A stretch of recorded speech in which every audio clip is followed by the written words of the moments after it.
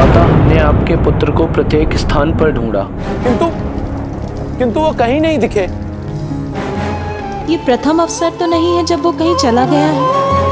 उसे उचित प्रकार से हम सब मिलकर ढूंढ ही लेते हैं। नंदी, शीघ्रता करो, वैकुंठ जाओ, कोई ब्रह्मलोक में जाकर देखो।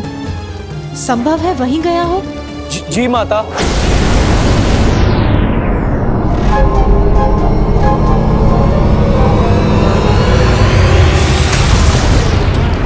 कहाँ है तुम्हारे प्राण? और कितने पर्वत खंडित करने पड़ेंगे?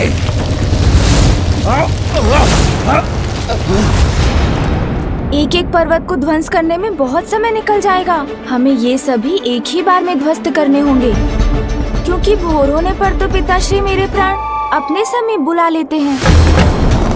और यदि वैसा हो गया तो मेरे प्राण हरने के लिए क्या करेंगे आप?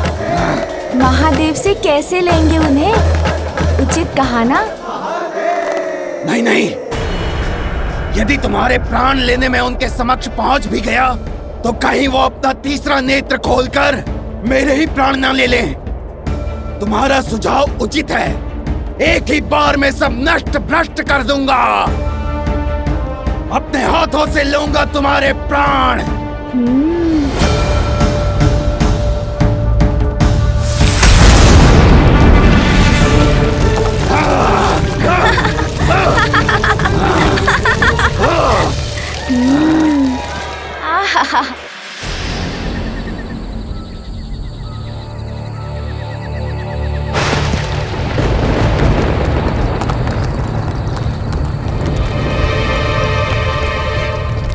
ये क्या हो रहा है वहां? उन पर्वतों से इतना धूम्र कैसे उठ रहा है? कहीं ये माता पार्वती के नंदन की कोई क्रीड़ा तो नहीं? नहीं, यदि वो वहां है तो अवश्य किसी संकट में है। जो भी है, मुझे माता पार्वती को बताना होगा। इतने पर्वत समतल कर दिए मैंने, स्वयं भी आहत हुआ हूं, किंतु इसके प्राण मेरे हाथ नहीं आए। हाँ, सभी पर्वत धूल में मिला दिए मैंने, फिर भी तुम्हारे प्राण नहीं मिले मुझे। दुष्ट बालक, सत्य कहो, कहाँ है तुम्हारे प्राण? अन्यथा क्या तुम मेरे प्राण हर लोगे? कितनी बार कहोगे ये? अच्छा एक बात तो बताओ, इतनी बार हर लूंगा बोलते हो, एक बार भी हर महादेव या मेरे मामा जी श्री हर ई की महिमा में क्यों कुछ नहीं बोलते? संभव है तुमको वो प्राप्त हो जाए जिसकी तुम्हारे जीवन को आवश्यकता है। टक टक टक टक, शुभता का कंटक, वज्रांतक को बस तुम्हारे प्राण हरने की आवश्यकता है। तुम्हारा ध्यान तो मेरे प्राण में ही अटका हुआ है। अवश्य ले लेना मेरे प्राण, किंतु ये तो बताओ प्राण होता क्या है, उसका क्या महत्व है और मेरे प्राण से तुम्हें क्या लाभ होगा? इतना भी नहीं जानते बालक कि प्राणों से ही जीवन है। मैं तुम्हारे प्राण हरकर तुम्हें तुम्हारे जीवन से वंचित कर दूंगा। ओह, आप समझ आया मुझसे कहाँ भूल हुई? भूल? कैसी भूल? शीघ्र बताओ। देखो ना, बालक बुद्धि से इतना भी नहीं सोच सका मैं कि मेरा जीवन तो मेरे माता पिता से ही है, इसलिए मेरे प्राण भी वही होंगे जहाँ वो हैं। तो अवश्य पिताश्री ने मेरे प्राण अपने निवास कैलाश पर्वत में ही छुपाए होंगे। आप तो मुझे वहीं ले चलिए, मैं वहाँ पहुँचकर आपको अपने प्राण दे दूंगा। कैलाश पर्वत महादेव का निवास स्थान, वहाँ जाना तो मेरे लिए संकट उत्पन्न कर सकता है। कहीं ये बालक मुझे पुनः मूर्ख तो नहीं बना रहा?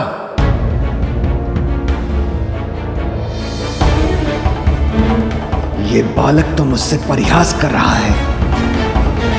प्राण ढूंढने में इसकी कोई योजना नहीं दिख रही मुझे।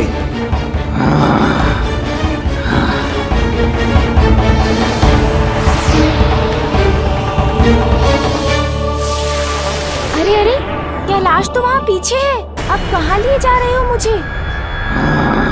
अरे वो क्या था? क्या हुआ माँ? आपने कुछ देखा क्या? हाँ पुत्री, संभव है कि वो वहाँ है। मैंने वहाँ कुछ हिलते हुए देखा। हमें वहां देखना चाहिए।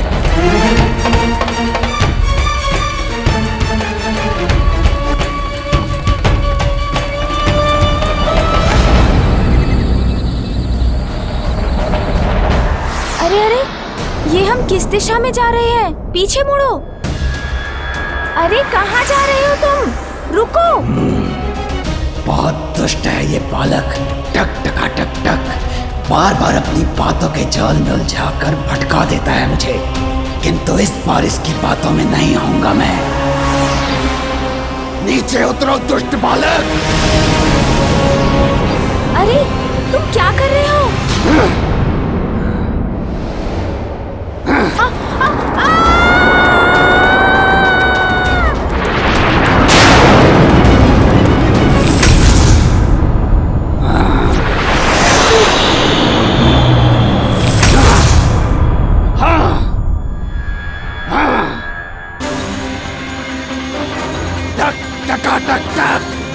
शुभता के कंटक वज्रांतक के साथ क्रीड़ा करना चाहते हो ना तुम? तो आओ, अब करो क्रीड़ा। अब वज्रांतक तुम्हें अपनी क्रीड़ा से परिचित कराएगा। अभी ज्ञात हो जाएगा कहाँ है तुम्हारे प्राण। मुझे इससे बचने के लिए कुछ और करना होगा, अन्यथा ये वास्तव में मेरे प्राण हर लेगा।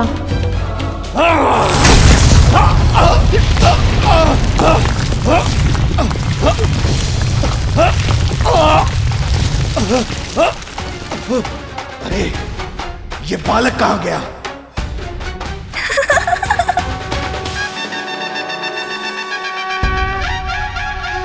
दोस्त, तुम वहाँ हो? हाँ, मैं तो यही हूँ। देखो, तुम्हारी क्रीड़ा बड़ी आनंददायक थी, किंतु विजयी तो मैं ही हुआ, उछलकर ऊपर जो आ गया। चलो, अब क्रीड़ा से तुम्हारा मन भर गया हो, तो अब चले कैलाश। कैलाश नहीं ले जाऊंगा तुम्हें। आज सर्वनाश करूंगा तुम्हारा। ओह, प्रतीत होता है अभी तुम और क्रीड़ा के इच्छुक हो। कोई बात नहीं, मुझे तो उसमें और आनंद आएगा।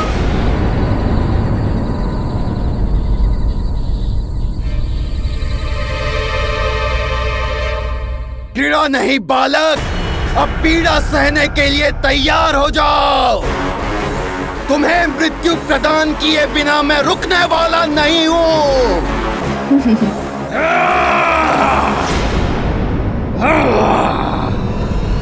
सूंची,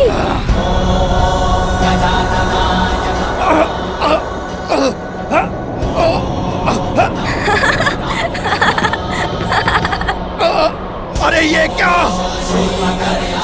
ये वायु का झोंका, इससे तो मेरे नेत्र बंद हो रहे हैं।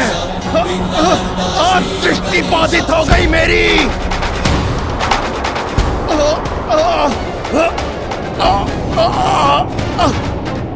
किंतु कुछ भी हो जाए, आज नहीं जाने दूंगा इस दुष्ट को। उड़ाकर अंत करूंगा इसका। बहुत अच्छे सूंची।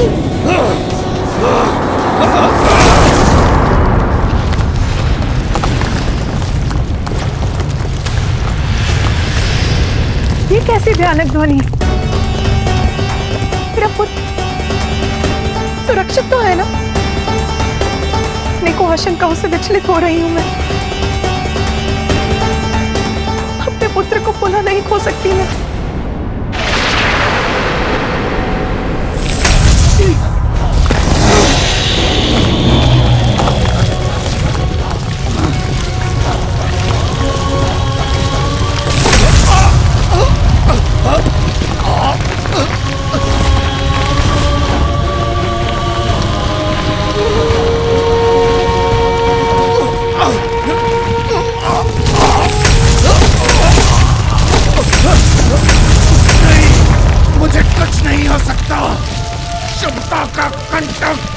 वज्रांतक हूं मैं, इसके प्राण लेकर ही रहूंगा।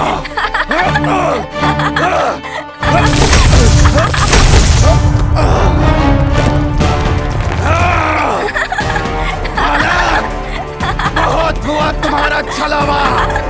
अब मैं अत्यंत ही सावधान रहकर तुम्हें पकड़कर मसल कर रख दूंगा।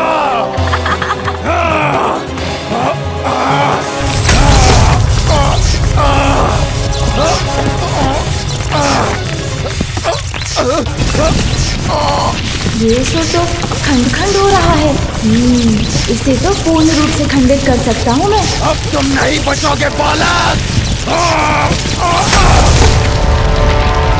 सोन जी, हम मिलकर कुछ करें।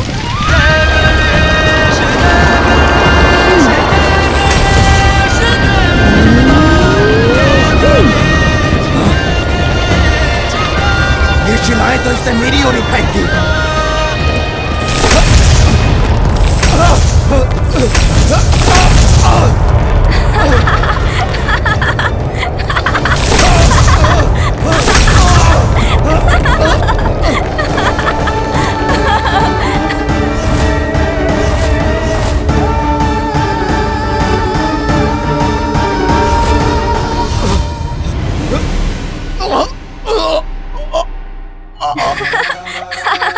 कितना आनंद आया ना सोन जी। टक टक टक। कैसा है ये बालक? इसने तो मुझे भी चखा दिया। हिलने में भी भय लग रहा है मुझे।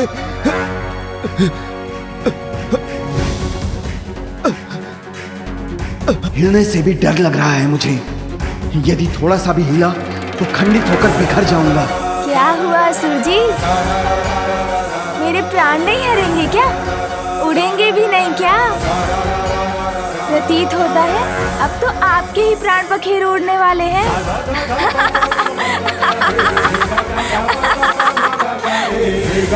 सोन जी,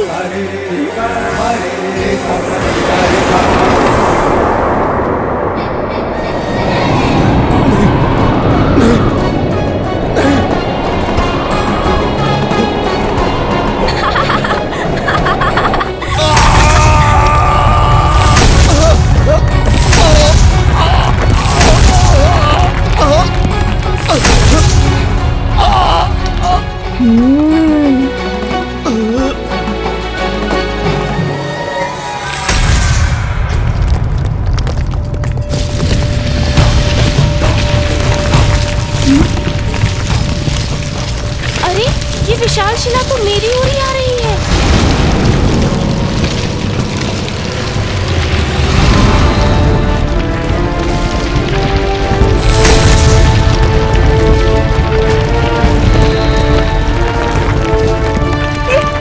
ये शिलाएं कहाँ से गिर रही है?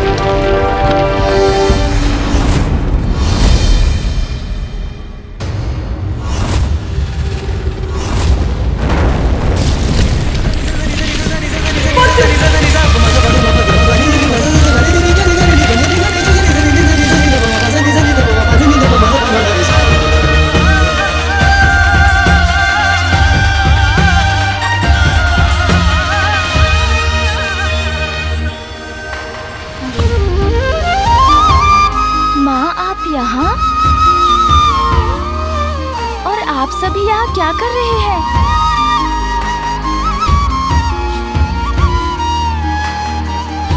क्या हुआ था तुम यहाँ कैसे पहुंच गए? मैं कुछ नहीं बोलूंगी पुत्री, किंतु उचित है, चुप रहूंगी मैं कुछ नहीं बोलूंगी। चलो पुत्र, कैलाश वापस चल।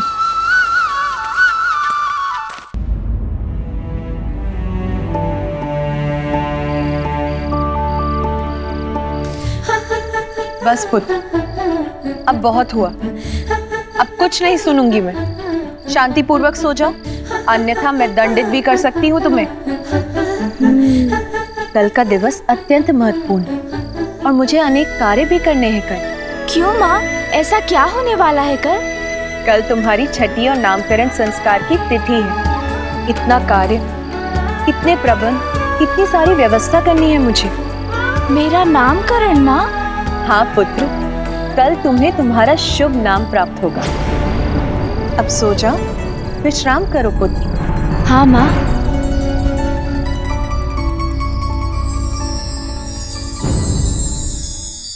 आप सभी को प्रणाम। आप सब अभी भी यहाँ हैं? आप सभी को तो विश्राम करना चाहिए था।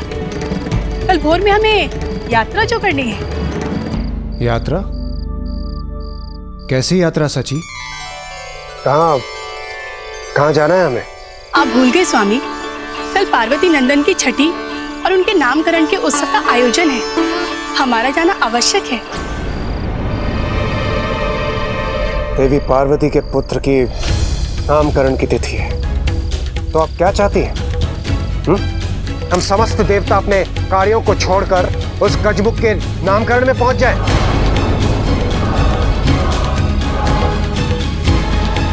नामकरण है तो होता रहे। देवराज जेंद्र वहां नहीं जाएगा।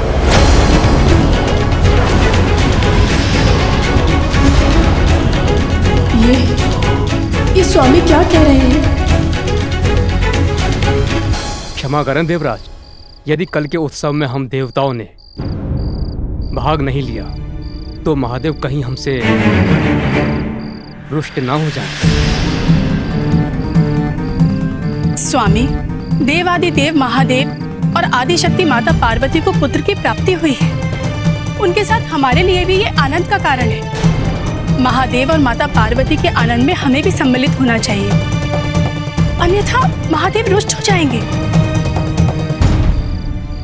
अगर मैं नहीं गया तो रुष्ट हो जाएंगे महादेव।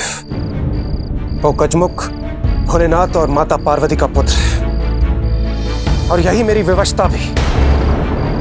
इसलिए मुझे उस गजमुख के नामकरण में जाना ही होगा।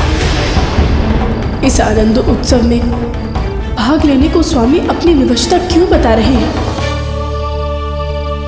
देवराज को क्या हुआ है? वो महादेव और माता पार्वती के आमंत्रण को अस्वीकार करने का विचार भी कैसे कर सकते हैं? महादेव के आमंत्रण को अपनी व्यवस्था बताना तो विपत्ति को आमंत्रित करने के समान है। व्यवस्था का आभास हो रहा है देवराज को कैलाश जाने में। कहीं ये किसी आगामी संकट की पूर्व सूचना तो नहीं?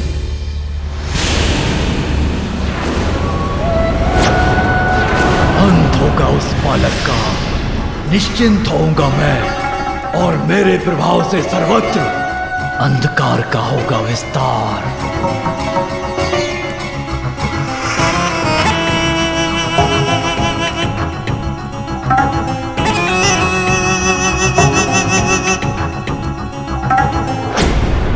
क्या समाचार लाए हो? वज्रांतक सफल हुआ ना? समाचार शुभ नहीं है। सुप्ता के कंटक वज्रांतक का अंत कर दिया उस दुष्ट बालक ने।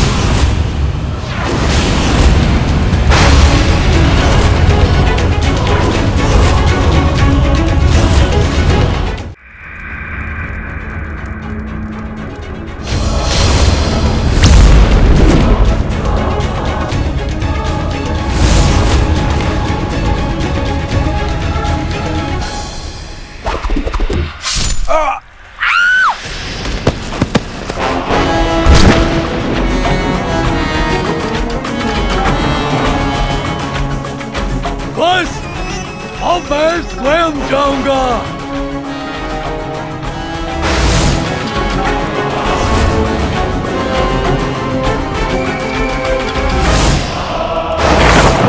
जीवन अमिट है मेरा, मिटा दूंगा उन्हें जो विघ्न बनेगा मेरे जीवन का। स्वयं कैलाश जाऊंगा मैं और मसल के रख दूंगा उस बालक को, अंत कर दूंगा उसका।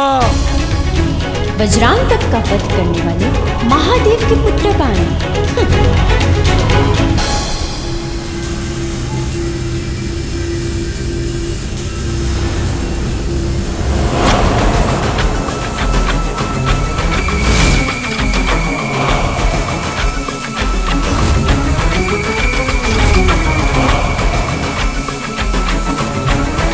मेरी ढाल है ये मेरा मायावी कवच, सभी संकटों से मेरी रक्षा करेगा।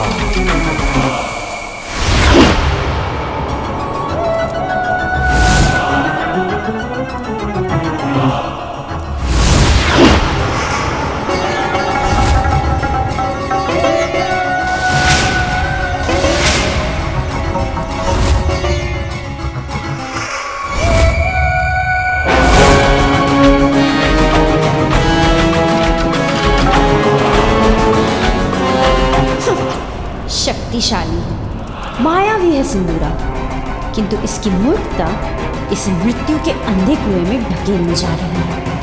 कितने भी कवच धारण कर लो, कैसे भी खड़ग उठा लो, किंतु ब्रह्मदेव के वचन नहीं झुटलाए जा सकते। उनके शाप के अनुसार वो बालक अवश्य इसका अंत करेगा।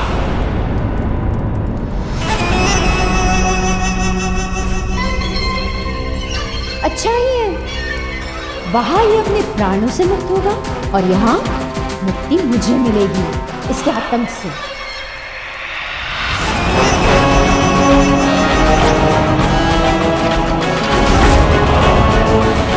हाँ, ये रुक क्यों गया?